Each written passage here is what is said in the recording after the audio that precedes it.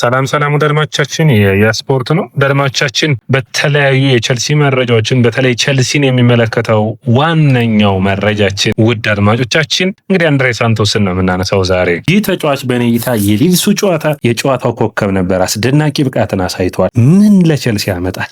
የዚህ ልጅ ብቃት ከቸልሲ የአማካኝ መስመር ተጫዋቾች ምን የተለየ ያደርገዋል? አንድሬ ሳንቶስ አስደናቂው የአማካኝ መስመር ተጫዋች ወደ አድማቻችን በኔ እይታ የሚቀጥሉት ዓመታቶች በቸልሲ ቤት ሲገነባ አዲሱ የቸልሲ አብዮት ውስጥ ስቴፋን ዊሊያን እና እንደ አንድሬ ሳንቶስ አይነት አስደናቂ ተጫዋቾች ዋና የቁልፍ ሚና ይኖራቸዋል። አንድሬ ናማሴንቶ ዶ ሳንቶስ ይባላል ሙሉ ስሙ። 21 ዓመቱ ነው ወደ አድማቻችን። ታዲያ ዛሬ ምን የተለየ ነገር ልትነግረን ነው ብላችሁ ከጠየቃችሁኝ ሜትር ከ80 ቁመቱ የሚረዝመው ይህ የአማካይ መስመር ተጫዋች በተለይ ከዚህ በፊት ስለ ቸልሲ ስናወራ በ6 ቁጥርና በ8 ቁጥር መካከል የሚቀያየሩ ሁለት አማካኞችን መጠቀም በዘመናዊ እግር ኳስ ውስጥ በጣም አስፈላጊ ሚና ያለው እንደሆነ አይተናል አይደለም። ስለዚህ አሁን እንደዚህ አይነት አጫወት የሚሆነው የካይሴዶና እንዲሁም ደግሞ የላቪያ ሚና ነበር የሚጠበቀው። ታዲያ ላቪያ መጎዳቱን ተከትሎ አሁን ሳንቶስ ያንን በሚገባ እየተገበረ ይገኛል። ይህ ተጫዋች ገና 21 ዓመቱ ነው። አድማጮቻችን ከቸልሲ ጋር እስከ 2030 የሚያቆይ ኮንትራት አለው። ታዲያ የዚህ ተጫዋች ብቃት ሲነሳ መነሳት የሚጠበቅባቸው ነጥቦች አሉ። አንደኛው እንግዲህ ይህ ስብስብ ውስጥ ሁለት አሰልጣኞች ይህንን ተጫዋች አሰልጥኖታል። የቀድሞ አሰልጣኙ በስትራስቡርግ ቤት በአንድ የውድድር ዓመት 10 ጎሎች በላይ ሲያስቆጥር በሊየም ሮዘኔስል ነበር። አሁን ታዲያ ይህ አሰልጣኝ ሊየምን በድጋሚ አግኝቶታል። ኤንዞ ማሬስካ ጊዜ ግን ይህ ተጫዋች የተለያየ ሚናዎችን ሲወጣ ነበር። አሁን እዚህ ጋር የምናነሳው ለምሳሌ አንድሬ ሳንቶስን ለመጠቀም የሞከሩበት መንገድ በተለያየ ሁለቱም አሰልጣኞች የተለያየ መንገድ ነው የተጫዋቹን ብቃት ያዩት። ለምሳሌ ሊየም በተለይ በዛ በሚገባ በሚያውቀው በስትራስቡርግ ውስጥ 10 ጎሎችን ያስቆጠረ ኳስ ከኋላ መመስረት የሚችል ሳጥን ውስጥ ሌትራን አድርጎ በቦክስ ውስጥ ጎሎችን ማስቆጠር የሚችል ባየር ሙኒክ፣ አርሰናል፣ ማንቸስተር ዩናይትድ የተጫዋቹ ፈላጊ የነበሩበት ጊዜ ነበር።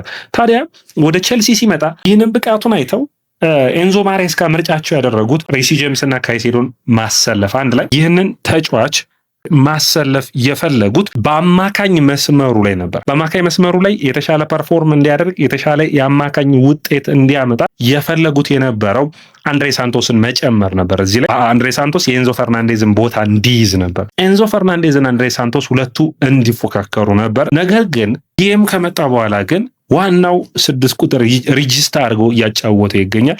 ስለዚህ ሌላ ሚና ነው የጀርጂኒዮን አይነት ሚና የሚመስል ነገር ግን በአካል ብቃቱ ረገድ ገዘፍ ያለ፣ ታክቲካል አረዳዱ ረገድ ጠንከር ያለ ብቃቱን ያሳየን ነበር። ታዲያ እነዚህ ተጫዋቾች የተለያየ አይነት ጥራት ያላቸው ተጫዋቾች የሆኑ እንጂ አሁንም የዚህ ተጫዋች ብቃት ነው ሁለቱን አሰልጣኝም በሐሳብ የለያያቸው። አንዳንድ ተጫዋቾች ለምሳሌ ዲክላን ራይስ በተለይ ከራይስ ጋር የሚያመሳስል ባህሪ ያለው የአካል ብቃታቸውን እያቸው ሜቢ ራይስ ፈጣን ነው በሩጫ እንጂ የዚህ ተጫዋችም የተለየ ብቃቱ ደግሞ ምንድነው በጣም ፈጣን ቀጥተኛ ፓሶችን ማድረግ የሚችል ነው። ነገር ግን ምንድነው ተመሳሳይ አይነት ባህሪ ያለው ማለት 6 8 10 የሚመስል በሶስቱም ቦታዎች ላይ የሚጫወት አይነት ብቃት ያለው በተለይ ከሮድሪ በኋላ እግር ኳስ በተለይ ሮድሪ ባላንዶሩን ካነሳ በኋላ የአማካይ መስመር አጫወት ተጫዋች ባላንዶር ማሸነፍ እንደሚችሉ እያሰቡ ነው። በደንብ በተለይ በዲፌንስ ሚድፊልደር ተነስተህ ጎሎችን ማስቆጠር የሚችል አስደናቂ ተጫዋቾችን ማግኘት እንደሚችል ስለሚታሰብ ማለት ነው። ታዲያ እዚህ ጋር ምን ይለየዋል ካላችሁኝ የብቃቱ ጣሪያ የዚህ ተጫዋች ገና ብዙ ነገር ማድረግ የሚችል ነው። መከላከል ይችላል። በተለይ ደግሞ ሰከንድ ቦሎች በእንግሊዝ ፕሪሚየር ሊግ አስቸጋሪ የሆኑትን ሰከንድ ቦልና ጨዋታዎችን በሚገባ የማንበብ አቅሙ ጥሩ የሚባል ነው። ገና በዚህ እድሜ የአካል ብቃቱ ለምሳሌ ከካይሴዶ ጋር ስታወዳድሩት በአካል ብቃቱ ነገር የቆም ኳሶችን መከላከል ነገር ላይ ውጤታማ ነው። ኳሱን በፊዚካል መጫወት ብቻ ሳይሆን በጭንቅላት የመጫወት ብቃቱ፣ ጨዋታውን የማንበብ ብቃቱ በጣም አሪፍ ነው። ጎል የማስቆጠር ብቃቱ፣ ረጃጅም ጨዋታዎችን የመጫወት ከዛ ውጭ ደግሞ በአንድ ኳስ ሳጥን መድረስ መቻሉ። ቸልሲ በመጀመሪያው አጋማሽ 3 እና 4 ኳሶችን በፍጥነት ነው ፓስ የሚያደርግ የነበረው። ይህ በጣም አስደናቂ ነው። ታዲያ ሊየም ይህንን ተጫዋች በሚገባ ስለሚያውቀው በትክክለኛው ቦታ ለመጠቀም ፈልጎ በትክክለኛው ቦታም ሲጠቀመው አይተናል። እዚህ ጋር መነሳት የሚጠበቅባቸው ነጥቦች አሉ። ይህ ተጫዋች የቸልሲ ቀጣዩ ምርጡ ተጫዋች ነው የሚሆነው። ከቫስኮ ደጋማ ገና ምልመላዎችን ሲያደርጉ በ37 ጨዋታዎች 8 ጎሎችን ያደረገ በጣም ምርጥ ተጫዋች ነበር። ያንን አይቶ ከባርሴሎና አፍ ነው የቀሙ። ነገር ግን ውጤታማነቱን እዚህ ለመድረስ ብዙ መስዋዕትነትን ከፍሏል። ታዲያ ውጤታማነቱ እንዴት ነው ብለን ካየነው ጥሩ የሚባል ፐርፎርማንስ ነው። ታዲያ በሚቀጥሉ ጨዋታዎች ውስጥ የአንድሬ ሳንቶስ ሚና በቸልሲ ቤት ውስጥ እያደገ ይመጣል። አንደኛው ከካይሴዶ ጋር ሲሰለፉ ካይሴዶን ወደፊት ነፃነት ይሰጠዋል። ከዛ ውጭ የቸልሲ ደግሞ በኔ እይታ አርሰናል አሁን ውጤታማ የሚሆነው እንዴት ነው? አሁን ብዙን ጊዜ እግር ኳስን ስናነሳ ስለ አርሰናል ምርጥ ቡድኖችን ሪፈረንስ እናደርጋለን። አርሰናል አሁን በፕሪሚየር ሊጉ ካሉ ምርጥ ቡድኖች ውስጥ አንዱ ነው። ለዛም ነው ሪፈረንስ የምናደርገው። የዙቢሜንዲና የዲክላን ራይስ ጥምረት 6 እና 8ን ይለዋወጣሉና ስለዚህ በእኔ እይታ የካይሴዶና የአንድሬ ሳንቶስ ሚናም እንደዚህ መሆን የሚችል ነው። ካይሴዶ ፓወር አለው፣ ፍጥነት አለው፣ ወደፊት ኳሱን መውሰድ ይችላል፣ በሚገባ ማስጣል ይችላል ካይሴዶ። ይሄኛው ተጫዋች ደግሞ በሚገባ ኳሶችን ማንበብ ይችላል፣ ለካይሴዶ ሽፋን ይሰጠዋል። ስለዚህ በጨዋታዎች ውስጥ ተመላላሹ ወይም ደግሞ የ8 ቁጥር ሚና የሚይዘው አንድ ተጫዋች ከሆነ በጣም የመድከም ባህሪ ያሳየዋል። ስለዚህ በሁለቱ ጨዋታ የተለያየ አይነት ሚና ያላቸው ሁለቱን ተጫዋቾች መጠቀም እንደ ቡድን ውጤታማ ያደርጋል። ያንንም በሚገባ ሳይቷል። በሚገባ ደግሞ እኔ ካይሴዶ ወደፊት በመሄዱ ረገድ በጣም ማደግ የሚችል በፍጥነት ስፔሶችን በመሸፈን ቋሚ 6 ቁጥር ከመሆን ይልቅ ያንን ክህሎቱን መጠቀም የሚቻል ነው የሚሆነው።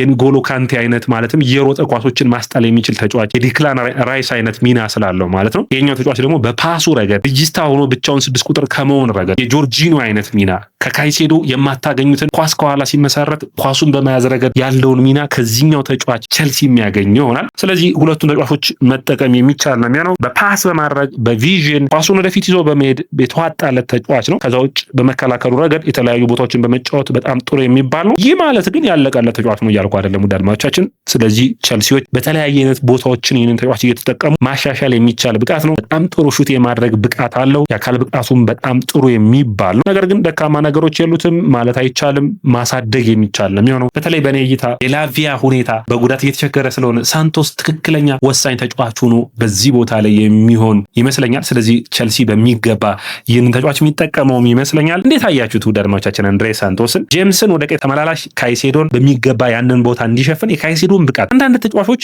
ከጎን የሚሰለፉትን ተጫዋቾች በጣም ማጎልበት የሚችሉ አሉና ከነዛ ውስጥ አንዱ አንድሬ ሳንቶስ ነው ማለት የሚቻል ነው የሚሆነው። ካይሴዶ በሚገባ ምርጥ ብቃቱን፣ ሌሎች ተጫዋቾችን በሚገባ ምርጥ ብቃታቸውን እንዲያሳዩ እያገዙ ይገኛሉ። ለአድማጮቻችን ይሄ ያ ስፖርት ነው። ያ ስፖርትን ላይክ፣ ሼር፣ ኮሜንት፣ ሰብስክራይብ ማድረጋችሁን አትርሱ።